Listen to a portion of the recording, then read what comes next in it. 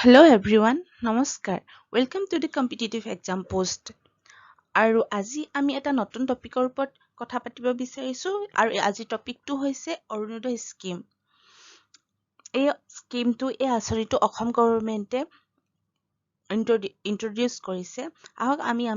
আজি আমি পঢ়ো অৰুণোদয় স্কিমটোৰ বিষয়ে।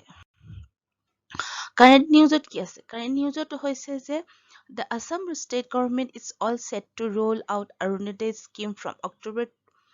to 2020 with an aim to provide financial assistance to around 17 lakh families in the state. তো কি হৈছে অসম গভৰ্ণমেণ্টে এইটো আমাৰ ফাইনেন্স মিনিষ্টাৰ হিমন্ত বিশ্ব শৰ্মাৰ টুইট কৰিছে 12 আগষ্টত আৰু সেইদিনাই তেওঁ ডিক্লেয়াৰ কৰিছে যে অসম গভৰ্ণমেণ্টে এটা নতুন আঁচনি হাতত লৈছে আৰু এই আঁচনিটোৰ নাম হৈছে অৰুণোদয় স্কিম অৰুণোদয় আঁচনি আৰু এই আঁচনিটোৰ পৰা কি হ'ব আমাৰ অসমৰ প্ৰায় 17 লাখ ফেমিলি যিবিলাক অকমান ইকনমিকেলি অকমান কম চাউণ্ড হয় ইকনমিকেলি অকমান তাহাঁতি ইমান চাউণ্ড নহয় বা ফাইনেন্সিয়েলি ইমান চাউণ্ড নহয় তেনেকুৱা ফেমিলিক 2020 চনৰ 2 তাৰিখৰ পৰা তেওঁলোকৰ কাৰণে এটা আঁচনি আনিছে আৰু এই আঁচনিটোৱে হৈছে অৰুণোদয় স্কিম। এই অৰুণোদয় স্কিমটো কি হয়? অৰুণোদয় স্কিমৰ আণ্ডাৰত কি হৈছে an amount of rupees 830 per month will be given to the eligible 17 lakh families to buy the essential item of food. তো কি হৈছে যিবিলাক ফেমিলি এলিজিবল হয় এই স্কিমটোৰ কাৰণে এই আঁচনিটোৰ কাৰণে যিবিলাক ফেমিলি এলিজিবল হয় সেই ফেমিলিবিলাকক কি হয় অক্টোবৰ 2020 চনৰ অক্টোবৰ মাহৰ পৰা পাৰ মান্থ 830 টকাকে তেওঁলোকৰ বেনিফিচিয়াৰী একাউণ্টত পইচাটো দিয়া হ'ব তেওঁলোকক এটা মনিটাৰী এছিষ্টেঞ্চ দিয়া হ'ব আৰু এই মনিটাৰী এছিষ্টেঞ্চটো in the form of rupees 830 দিয়া হ'ব আৰু প্ৰত্যেক বেনিফিচিয়াৰী একাউণ্টত আৰু অসম গভৰ্ণমেণ্টৰ মতে হৈছে এই অৰুণোদয় স্কিম যিটো এতিয়া আঁচনি হাতত লৈছে এইটো হৈছে অসমৰ চবতকৈ ডাঙৰ ডাইৰেক্ট বেনিফিট ট্ৰান্সফাৰ স্কিম হয়। ডাইৰেক্ট বেনিফিট ট্ৰান্সফাৰ স্কিম হৈছে যে য'ত কি হয় গভৰ্ণমেণ্টে যিবিলাক বেনিফিচিয়াৰী হয় বা নিডি পিপল তেওঁলোকক এটা মনিটাৰী এছিষ্টেঞ্চ দিয়ে আৰু য'ত কি হয় তেওঁলোকে মনিটাৰী যিটো হেল্প দিয়ে সেইটো ডাইৰেক্টলি তেওঁলোকৰ বেংক একাউণ্টত দি দিয়ে আৰু সেই বেংক যিখিনি হেল্প পায় তেওঁলোকে তেতিয়া এই নিডেড ফেমিলিবিলাকে নিডেড পাৰ্চনে তেওঁলোকৰ সুবিধা অনুযায়ী সেই মনিটাৰী এছিষ্টেঞ্চটো তেওঁলোকে ব্যৱহাৰ কৰিব পাৰে। এইটো হৈছে এটা ডাইৰেক্ট বেনিফিট ট্ৰান্সফাৰ স্কিম আৰু এই স্কিমটো এনাউন্স কৰি কৈছে যে আমাৰ হিমন্ত বিশ্ব শৰ্মাদেৱে কৈছে যে আমাৰ অসমৰ যিবিলাক 126টা এছেম্বলি কনষ্টিটুৱেঞ্চি আছে হয় লেজিছলেটিভ এছেম্বলি চিট আছে আমাৰ 126টা আৰু প্ৰত্যেকটো এছেম্বলি কনষ্টিটুৱেঞ্চি চিট মানে এৰিয়াটোৰ পৰা এটলিষ্ট মিনিমাম 15 to 17,000 ফেমিলিয়ে কি হ'ব এই আঁচনিখনৰ সুবিধাটো লাভ কৰিব পাৰিব আৰু এই আঁচনিৰ নামত অৰুণোদয় আঁচনিৰ নামত প্ৰত্যেক মাহতে অসম গভৰ্ণমেণ্টে 210 কোটি টকা তেওঁলোকে নিজৰ বাজেটত ৰাখিছে তেওঁলোকে স্পেণ্ড কৰিব খৰচ কৰিব 210 কোটি টকা প্ৰত্যেক মাহতে ইয়াৰ মেইন অবজেক্টিভটো কি হৈছে ইয়াৰ মেইন অবজেক্টিভটো হৈছে to alleviate the financial problem of impoverished families in Assam with the help of substantial income support কি হৈছে এই আঁচনিটোৰ সহায়ত কি কৈছে যিবিলাক ফেমিলি তেওঁলোকে ইকনমিকেলি বা ফাইনেন্সিয়েলি ইমান চাউণ্ড নহয় তেওঁলোকক এটা কনচিডাৰেবল এমাউণ্ট তেওঁলোকক ডাইৰেক্ট তেওঁলোকক মনিটাৰী এছিষ্টেঞ্চ হিচাপে দি তেওঁলোকক এটা হেল্প কৰিব বিচাৰিছে অসম গভৰ্ণমেণ্টে যাতে তেওঁলোকৰ কিছুমান ফাইনেন্সিয়েল প্ৰব্লেম চল্ভ হৈ যায় এতিয়া কৰোনাৰ মহামাৰীৰ সময়ত গোটেই অসম কি বিশ্ব লকডাউনত গুচি গ'ল তাৰ ফলত বহুতে নিজৰ জব হেৰুৱাইছে বা বহুতে ডেইলি ৱৰ্কাৰ্ছবিলাকে তেওঁলোকে যেনেকৈ আগতে আৰ্ণ কৰিছিলে তেনেকৈ আৰ্ণ কৰিব পৰা নাই তো কি হৈছে তেওঁলোকৰ যিখিনি ডে টু ডে নিড হৈছে তেওঁলোকক সেইবিলাকক সম্পূৰ্ণ কৰাত অকণমান অসুবিধাত পৰিছে চ' তেওঁলোকক হেল্প কৰিবৰ কাৰণে তেওঁলোকক ফাইনেন্সিয়েল এছিষ্টেঞ্চ দিবৰ কাৰণে এই স্কিমটো হাতত লোৱা হৈছে আৰু এই স্কিমৰ আন এটা মানে স্পেচিয়েলিটি হৈছে যে ওমেন এম্পাৱাৰমেণ্ট মহিলা সশক্তিকৰণত ইয়াত জোৰ দিয়া হৈছে কাৰণ ইয়াৰ এই আঁচনিটো ইম্পৰ্টেঞ্চটো হৈছে যে এই আঁচনিটো যিবিলাক ফেমিলিয়ে লাভ কৰিব এই স্কিমটো আণ্ডাৰত যিবিলাক ফেমিলিয়ে সুবিধা লাভ কৰিব সেই ফেমিলিবিলাকৰ বেনিফিচিয়াৰী হ'ব এগৰাকী মহিলা মানে ওমেন মেম্বাৰ অফ দ্য ফেমিলিহে এই স্কিমটো বেনিফিচিয়াৰী হ'ব পাৰিব কোনো মেল মেম্বাৰে এই আঁচনিটো এভেইল কৰিব নোৱাৰে তো এইটো এটা প্ৰধান কাৰণ হৈছে ওমেন এম্পাৱাৰমেণ্ট হয় আৰু কি হৈছে ওমেন হৈছে primary caretaker of the family এগৰাকী মহিলাই হৈছে এটা পৰিয়ালৰ প্ৰধানকৈ মানে প্ৰধান কেয়াৰটেকাৰ হয় তো তেওঁক শক্তিশালী কৰি তুলিবলৈ এই স্কিমটো হাতত লোৱা হৈছে ইয়াৰ কি পইণ্ট কিছুমান হৈছে যে the selection of the beneficiary for the scheme will start from August 17 এই কি বুলি কয় স্কিমটো এই স্কিমৰ কাৰণে যিখিনি মানুহৰ কোনবিলাক বেনিফিচিয়াৰী হ'ব তেওঁলোকৰ সিলেকশ্যন কৰিব লাগিব ন সেই সিলেকশ্যনৰ কামটো 17 আগষ্টৰ পৰা হৈ আছে and they will be receiving the amount on the first day of every month আৰু প্ৰত্যেক মাহৰ প্ৰথম দিনাই তেওঁলোকে এই এমাউণ্টটোত লাভ কৰিব আৰু এই কোনে এই স্কিমৰ আণ্ডাৰত সুবিধা লাভ কৰিব স্কিমটোৰ তাৰ কাৰণে অলৰেডি বেনিফিচিয়াৰী সিলেকশ্যনৰ কাৰণে কামবিলাক হৈ আছে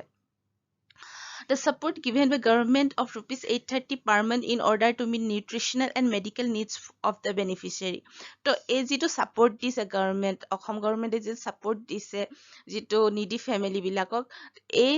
830 per month যিটো help কৰিছে তাৰ মেইন এইমটো হৈছে যাতে সেই ফেমিলিটোৰ যিটো নিউট্ৰিচনেল ৰিকুৱাৰমেণ্ট আছে বা মেডিকেল নিড আছে এইকেইটা যাতে তেওঁলোকে কি বুলি কয় লাভ কৰিব পাৰে বহুতৰ কি হৈছে বেছিক মানে ফুড এভেইলেবল নহয় নিউট্ৰিচন তেওঁলোকে এভেইলেবল নহয় তেওঁলোকে এসাঁজ নাখাই থাকিব লগা হৈছে বা কিছুমান অসুখত ভুগি আছে যাৰ কাৰণে তেওঁলোকে ট্ৰিটমেণ্ট কৰিব পৰা নাই বা মেডিচিন তেওঁলোকে ল'ব পৰা নাই চ' এই 830 ৰুপিজে যাতে তেওঁলোকক এই প্ৰব্লেমবিলাক সলভ কৰাত অকণমান সহায় কৰে তাৰ কাৰণে এই স্কিমটো লোৱা হৈছে Assam government will send the amount through DBT to the bank account of the nominated women of the family. তো আগতে কোৱা হৈছে এইটো হৈছে ডাইৰেক্ট বেনিফিট ট্ৰান্সফাৰ স্কিম হয় আৰু সেইকাৰণে ইয়াত কি হয়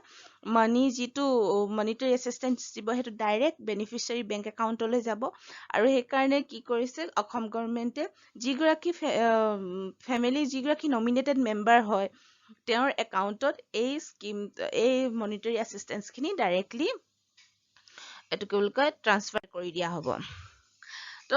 who will be benefited from this scheme এতিয়া কোন বেনিফিটে লাভ কৰিব পাৰিব এই স্কিমটো এই আঁচনিটোৰ আণ্ডাৰত মানে কোনে এই আঁচনিটোৰ যিটো লাভ এইটো পাবলৈ মানে পোৱাৰ যোগ্য হ'ব তাৰ কিছুমান ক্ৰাইটেৰিয়া আছে যেনেকৈ পাৰ্মানেণ্ট ৰেচিডেণ্ট অফ আছাম মানে যিগৰাকীয়ে এই স্কিমটোৰ কাৰণে এপ্লাই কৰিব যিটো ফেমিলি এপ্লাই কৰিব বা যিটো ফেমিলি ওমেন মেম্বাৰে এইটো এপ্লাই কৰিব তেওঁ must be a permanent resident of Assam অসমৰ তেওঁ পাৰ্মানেণ্ট ৰেচিডেণ্ট হ'ব লাগিব as well as must be presently residing in the state আৰু তেওঁ আৰু বৰ্তমান সময়ত কি হ'ব লাগিব এই ষ্টেটতে অসমতে তেওঁ থাকিব লাগিব The composite household income of the applicant must be less than rupees 2 lakh per annum. তো গোটেই ঘৰত যিমান মেম্বাৰ আছে তেওঁলোকে গোটেই মেম্বাৰবিলাক মিলি মানে কম্পজিট তেওঁলোকে গোটেইখিনি মিলি যিটো এনুৱেল ইনকাম হ'ব হাউচহোল্ড ইনকাম হ'ব এই হাউচহোল্ড ইনকামটো 2 লাখতকৈ কম হ'ব লাগিব আৰু থাৰ্ডটো হৈছে under the scheme the priority will be given to the household with an specially able nominated female যদি কোনোবা তাত এটা ফেমিলি কাক বেছি প্ৰায়ৰিটি দিয়া হ'ব এটা ফেমিলি কাক বেছি প্ৰায়ৰিটি দিয়া হ'ব the household with an specially able nominated female যদি কোনোবা এঘৰ মানুহত এটা স্পেচিয়েলি এবল ওমেন থাকে ফিমেল মেম্বাৰ থাকে স্পেচিয়েলি এবল ফিমেল মেম্বাৰ থাকিলে তেওঁ এই হেৰিটো কি বুলি কয় স্কিমটো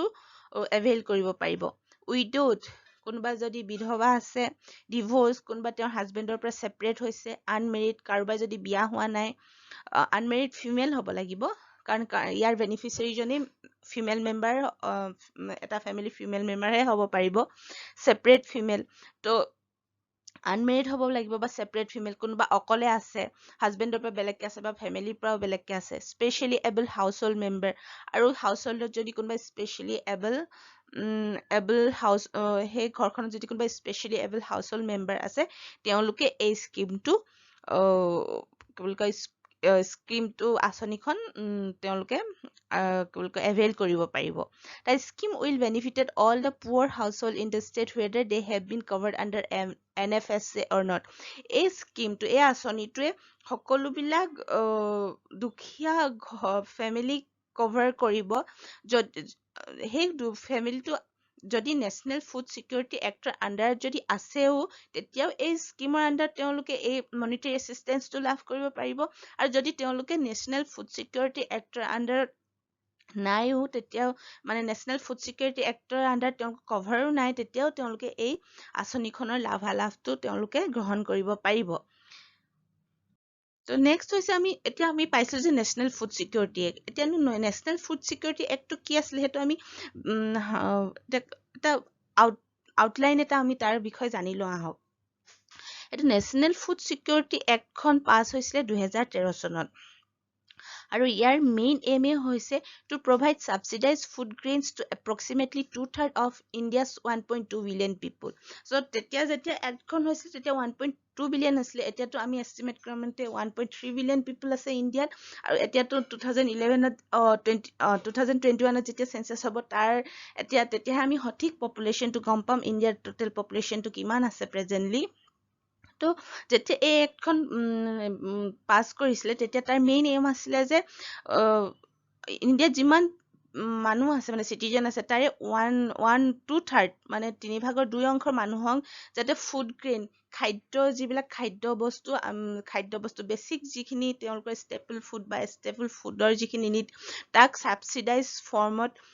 যাতে এই চিটিজেনবিলাকক আমি প্ৰভাইড কৰিব পাৰে গভৰ্ণমেণ্টে প্ৰভাইড কৰিব পাৰে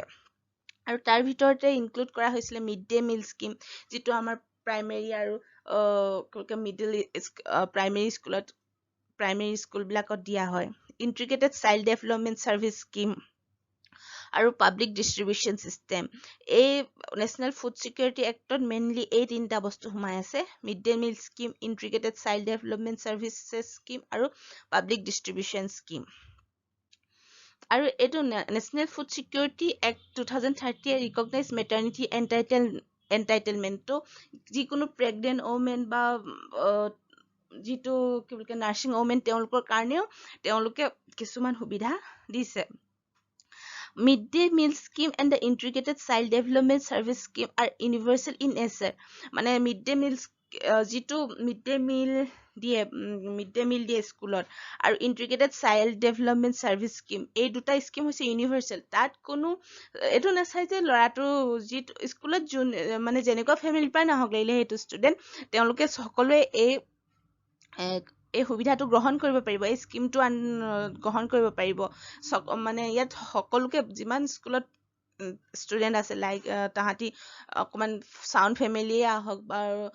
দুখীয়া ঘৰে আহক বাৰু তাৰ কোনো কথা নাই তেওঁলোক সকলোৱে এই স্কিমটো তেওঁলোকে গ্ৰহণ কৰিব পাৰিব তেওঁলোকে এইটো সুবিধা লাভ কৰিব কিন্তু PDS যিটো পাব্লিক ডিষ্ট্ৰিবিউশ্যন চিষ্টেম আছে এইটোৱে গোটেই টোটেল পপুলেশ্যনৰ 2/3 মানে মানুহক এইটো পপুলেশ্যনৰ কাৰণে এই স্কিমটো লোৱা হৈছে যিটো পাব্লিক ডিষ্ট্ৰিবিউশ্যন চিষ্টেম বুলি কয় আৰু তাৰ ভিতৰতো 75% ইন ৰুৰেল এৰিয়া গাঁওবিলাকত 75% ধৰা হ'ব আৰু আৰবান এৰিয়াত 50%. Beneficiaries of the public distribution system are entitled to 5 kg per person per month of cereals at the following prices. So, কি হয় public distribution system under কি হয় এটা family য'ত প্ৰত্যেকজন মেম্বাৰে 5 কেজি কৈ প্ৰত্যেকটো মাহতে 5 কেজি কৈ ফুড গ্ৰেইনছ পাব সাপোজ ধৰি লওক এটা ফেমিলিত 5জন মেম্বাৰ আছে তো 5 কেজি কৈ 5জন মেম্বাৰে মান্থলি 25 কেজি ফুড গ্ৰেইনছ পাব আৰু তেওঁলোকে এইটো সাবস্টেনশিয়াল প্ৰাইজত পাব কনসিডাৰেবল প্ৰাইজত পাব যেনেকৈ ৰাইচ পাব পাৰ কেজি 3 रुपीजত wheat পাব ঘেঁহু পাব পাৰ কেজি 2 रुपीजত আৰু কোৰ্স গ্ৰেইন পাব পাৰ কেজি 1 টকা 1 रुपीजত আৰু লগতে প্ৰেগনেন্ট ওমেন লেক্টেটিং মাদাৰ্স আৰু সাৰ্টেন কেটেগৰিজ অফ চিলড্ৰেন যিবিলাক উইক হয় বা malnourished হয় তেওঁলোকৰ কাৰণে are eligible for daily free cereals তেওঁলোকৰ কাৰণে daily free cereals তেওঁলোকে লাভ কৰিব